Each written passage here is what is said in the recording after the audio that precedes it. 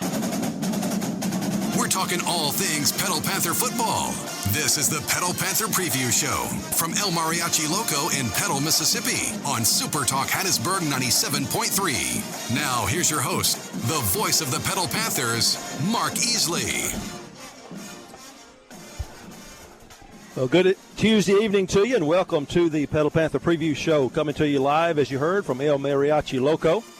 El Mariachi Loco is a family-owned business offering an authentic Mexican and Cuban dining experience featuring traditional recipes. You can visit them right here on Central Avenue in Petal. And I finally got to meet tonight the man himself, Ivan, the owner. I think it had been a nasty rumor until I saw him in person. He's been off working the last 3 weeks, and his son has been handling things, but he's in tonight, so we may even have an opportunity at one point during the show sometime, 1 week, maybe to sit down and talk with him and hear his story about El Mariachi Loco. They've been sponsors of Petal Panther athletics and football specifically for a number of years, and we thank them for their support, as a lot of the community businesses take pride in the Panthers and show it through supporting the programs throughout the year. We'll be joined later on in just a few minutes with head coach Marcus Boyles, and I think Coach Tony Myers will be joining us in the second half of the program. But let's look at last week's game. Not a good one here for a Panther fan. That Petal went to Columbia and did not come home happy. Was not too happy during the game either. It was a defeat to Columbia as the Petal falls to 1-2 on the year in a final score that ended up being in favor of those Wildcats, 32-7. The Wildcats scored on the last play of the first quarter on a 63-yard run by their quarterback, Clyde Peters. That was a 75-yard drive in 5 plays. It took 2:33 off the clock, and the point after made it 7-0. Then early in the second quarter, 9:24 to play to be exact, a 6-play, 33-yard drive took 2:22 off the clock, and the point after made it 14-0. That drive started at the Panthers' 33-yard line following an interception. And then with 1:43 left in the half, a 20-yard pass completed a 55-yard drive in 11 plays, 5:53 off the clock, and the halftime score after the point after was no good was 20-0. So not a lot of positive things in the first half for the Panthers, but getting the ball to start the third quarter, they immediately took it down the field, 63 yards in 2 plays, a 59-yard run by Easley Brown. That drive was only 42 seconds, and the point after made it 20-7. So you think, well, we're in good shape. The Panthers scored on the opening drive and got some momentum, but not able to get off the field on 3rd and long. Columbia scored with 7:08 to play in the third quarter on a 40-yard run by Clyde Peters. That was finished off a 7-play, 65-yard drive in 4 minutes and 10 seconds. The 2-point conversion was no good, and that made it 26-7, and that's where the scoreboard stood after 3 quarters of play. And then rounding out the scoring for the Wildcats with 8:23 to play in the ball game, a 9-yard run. Finished off a 5-play, 21-yard drive. It took 2:44 off the clock. Again, the 2-pointer was no good, and that made the score 32-7, and that's where the final horn sounded with that same score on the board. And that drive also came as a result of a Panther turnover. They had 2 interceptions on the night. Both of them set the Columbia Wildcats up in short field position, and they were able to convert those turnovers into touchdowns. And that is that's how the game went Friday night. And as we were talking off the mic earlier before we went on the air, Coach Boyles and I were talking, there's not a lot of positive things that happened Friday night, and just got to learn from it. And we'll discuss that game now. And Coach, you've been coaching for 30-plus years, and I ask you, have you ever seen a game that went, I won't say that poorly, but it just wasn't a lot of things positive for your team or any of the Panther faithful Friday night? Have you ever seen anything like that? No, it was not really no positives to take away from that game, honestly. We got, Columbia just came out and had their way with us, and I'll be honest with you, I don't know how much of a fight we put up at times. I thought we just didn't have our kids ready to play, and that goes right back to the coaches and the kids themselves, yeah. But ultimately the coaches, we've got to have them ready to play. And we had talked about in the preview in this game before last Friday about this isn't your typical 4A team, and they're not. They're a very good team, athletic, run to the football. They're well coached. They play hard. And when you're playing a larger school as as Columbia was, that's a case where this is one of their bigger games on the year for them, on their schedule for them, and they approach it that way. And if you're not ready to play when somebody's amped up to play against you on their home field especially, they can embarrass you if you don't play well, and that was the case Friday night. Yeah, definitely got embarrassed. As you said, just really couldn't take anything positive away. I mean, there was no positives, and hats off to Columbia. They took it to us, and Chip's a great football coach and had his kids ready to play, and we didn't. And when you got a team that's good, well coached, and ready to play, and you play a team that's not ready to play, the result is 32-7. Yeah, Easley Brown was able to go over the 100-yard mark, which doesn't mean anything in the team scheme of things. But that's his first 100-yard game of the season. 12 carries, 109 yards, and again, 59 of those came on that touchdown run. So that was sort of a bright spot. But again, when the team doesn't win, you could ask him the same thing. You'd trade numbers for a team win anytime. So I mentioned during the broadcast Friday night, toward the end of the game and in the wrap-up show, I think for sure, I said this is one of those games you just have to flush. You can learn from it, watch the film, and say, "Oh, this is not a lot of good on the film," but you can see where you made your mistakes, maybe not playing with the energy you want to, and learn from that. But you can't let this game Friday night cost you another game this week. That's right, and you're exactly right. You learn from it. You after the game Friday night, obviously you're disgusted. You're down, and our kids were. We came in, kids come in on Sunday, and we left and we watched the film from Friday night. And I told them, I said, hey, after today, we won't bring this game back up. Yeah. We got to move on, but we do have to learn from our mistakes. And I really think a lot of our mistakes, give credit to Columbia, but a lot of our mistakes were we were not ready to play. We did not match their intensity, their energy, their enthusiasm. We did not match that, and we've got to get that fixed, and that's the issue. When you're dealing with teenagers, 14, 15, 16, 17, 18-year-old kids, their emotions go all over the place too, and you think they even may think they're ready to play, but when they get on the field, it's just not there. And it's not like Michael Jordan. I always said he could flip a switch and turn it up to another level. Yeah. Most people aren't like that. You can't just flip a switch. You got to be the preparation through the week and everything going into that game. You got to be ready to play.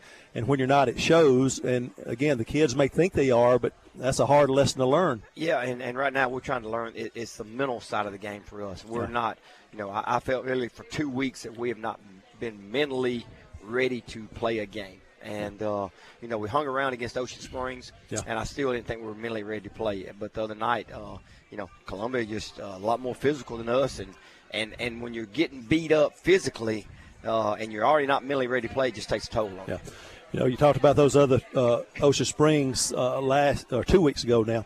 But road games, there's no excuse really because – field is the same as 100 yards or 120 counting the end zone. It's same distance, same width, all that. It's just different venue, different site, but still football. And defense should travel, should it not? Oh, yeah. I mean, it should not make a difference where we're at. And when you tell your kids you got to get ready to play, you know what's coming because you know what Chip's going to have his team ready. You got to match that. And like you said, it doesn't matter if we're on the road. I mean, the other night, it wouldn't matter if we were at home or where we were. That's right. We would go take a tail whipping, and that's what we did. Yep. Looking at the final stats, won't go over all those numbers, but we only ran 39 plays, which I don't know if in my going on 12 years now, my 12th season of broadcasting Petal Football, I don't know if we've ran that few of plays in any game at any point in time in the previous years. No, we run more than that in practice. So, I mean, no. Better production in practice, too. Our offensive guys really, I don't know if their uniforms are very dirty. Saved on detergent and water this week. Yep. Columbia ran 58 plays to Petal's 39, and time possession was just off the chart in their favor.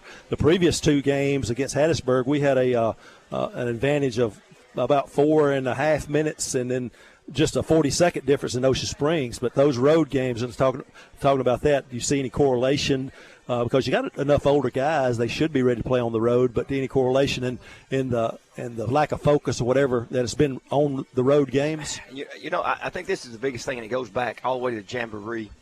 And I didn't feel – I felt like even in the Jamboree against Laurel, we came out feeling ourselves, just, kind of feeling around to see how the game was going to go. Hattiesburg, I mean, if you think about it, they hit the first play of the game. They hit it for a touchdown. Yeah. Then we go 3 and out. Then our defense settles in, but it takes our offense 2 or 3 possessions before we ever even get a first down against Hattiesburg. We're not coming out of the dressing room ready to play, and that's something we've approached this week. Mm-hmm. What do we do? And so we're coming out starting practice with a physical, something physical right to begin with. Just change the way we're doing things because we're not coming out of the dressing room ready to play. It seems like Chuck especially, we always talked about the halftime adjustments that we make as a team. Those first possessions of the third quarter has been a totally different thing. Once we enter the game, come out of halftime, we've had very good drives to start the third quarter. So maybe I have to start pregame as halftime. Something.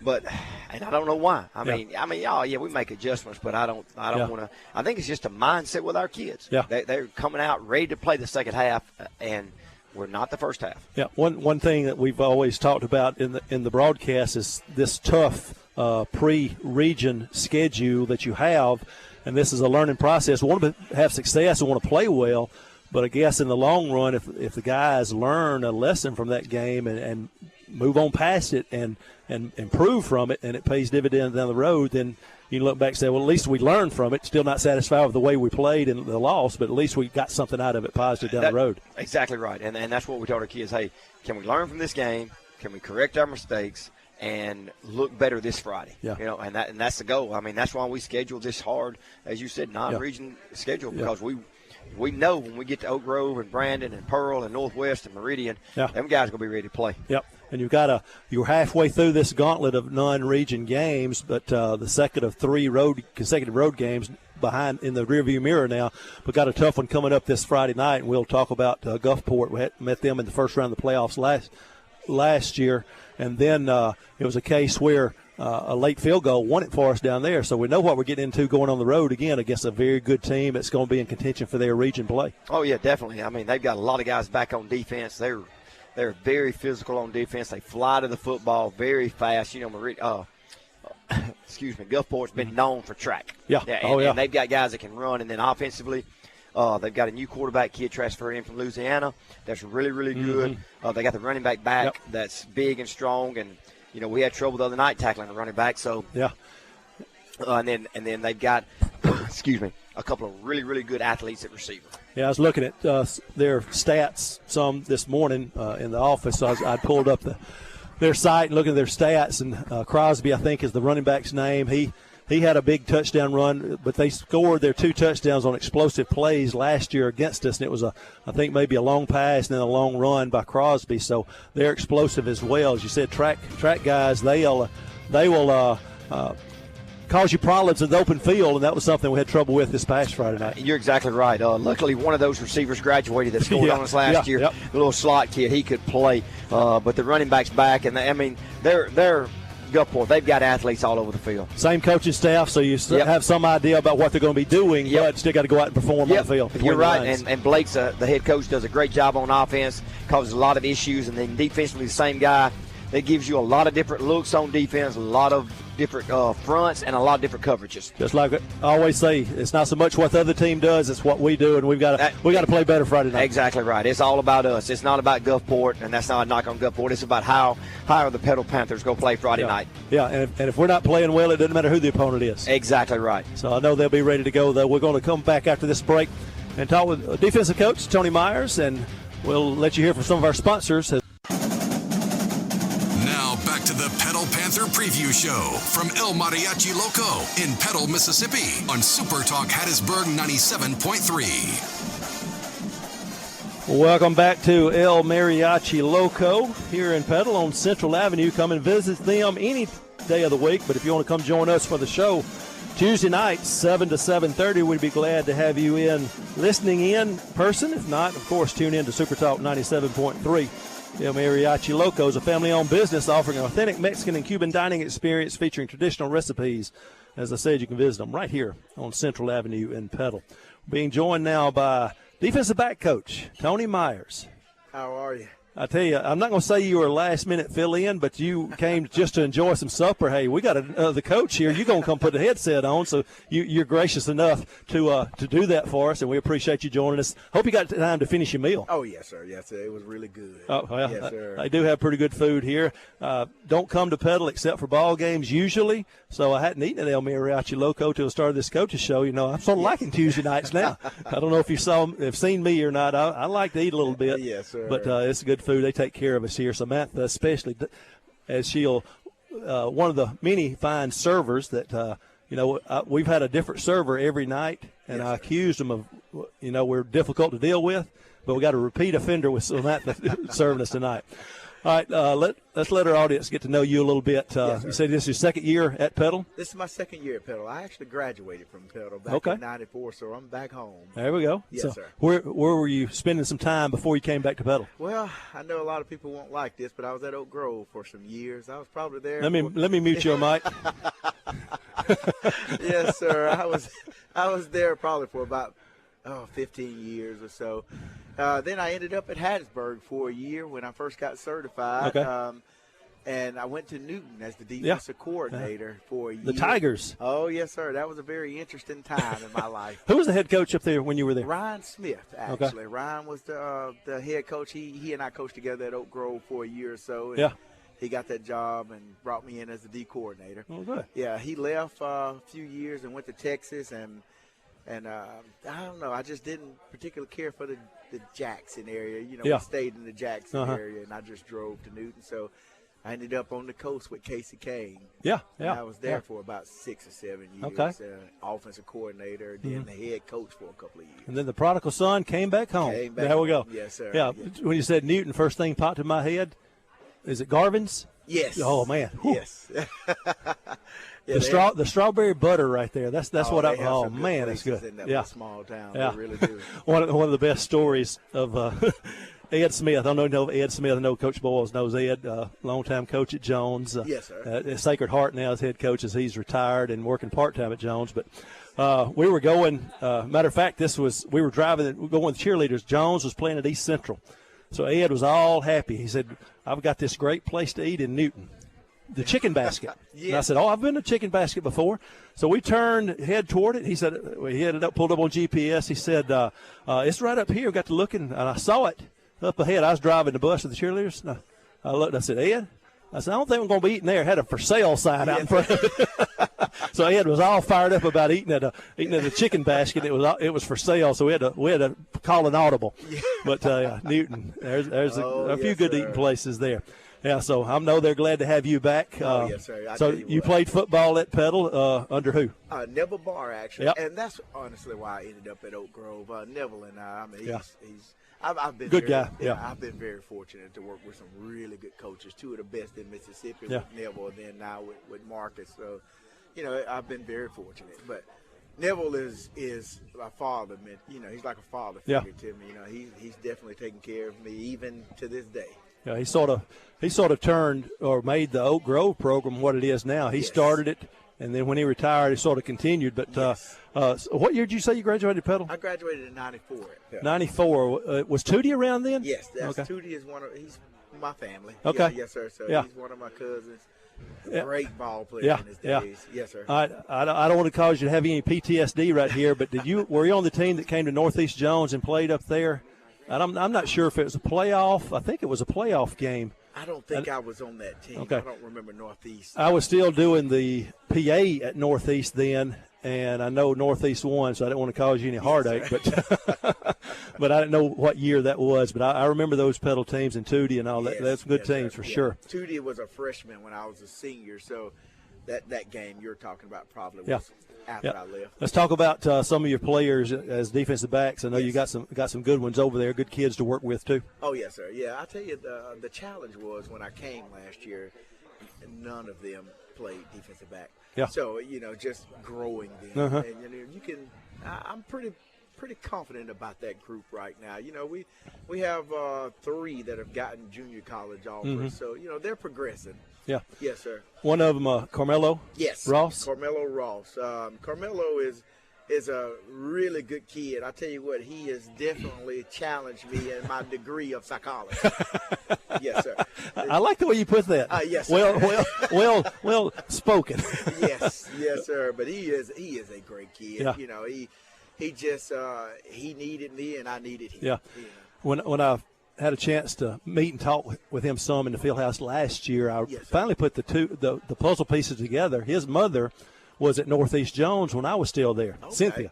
Yes, And every time I get to the press box, I look, and I'm looking for her so I can speak to her. I hadn't found her yet. Yes, I know she's at the game, but I just hadn't been able to spot her. Yes, so sir. so you tell Carmelo to tell his mama to come to the press box. We got to talk. I sure will. But yes, sir. Cynthia, she was a good basketball player and a good athlete at Northeast Jones. He So comes the from good genes are stock. there. Yes, sir. He comes from Yes, good sir. stock. Yeah. So the challenge of those guys, you said most of them hadn't played DB, so that's got to be That's correct. The mental side of it for them, because a lot of times they're out there on an island. That's right. And if you make a mistake, everybody sees it. That's right. Yeah, that's the challenge. Most people don't, the casual fan don't understand. Like it's a big challenge keeping them in the game mentally because bad things are going to happen in that position. So. But, they're handling pretty well. They're growing in that area. Yeah. That's all you can hope is they progress. Yeah, and that's what Yes, sir. Coach Boyles and I have talked about, this tough pre-region part of the schedule. You want them to grow and be ready for the region schedule. You want them to be playing well now, of course, when we win these games. But this whole process, be ready to do your best, play your best when it counts the most. That's right. And, look, I'm telling you, I love the tough schedule. And I know we don't want to lose. I understand that. But when it comes to district, when it really counts, we'll be ready. I think every sport and every coach has the same thought process. Don't beat yourself. If the other team's better than us that night and they play better, that's right. You can sort of accept that. But when you don't play like you're capable of playing, and it's not because of really something the other team's doing, that's where it just really you have trouble sleeping. That's right. Yes, sir. Yes, sir. It's the mental of it, but. Again, like speaking on the Columbia game, now don't get me wrong, Columbia has athletes. It was unreal how many athletes they had, but we should have played a lot better than that. And it is a hard pill to swallow, but there's lessons that come out of it. Yeah. Yes, sir. So I think that we've had 2 really good days of practice, and I see the progression. We'll see if it shows up on the field Friday. Got another tough team on the road. Those 3 consecutive road games against really good opponents, Ocean Springs, Columbia, now going to region contender, playoff year in, year out, Gulfport.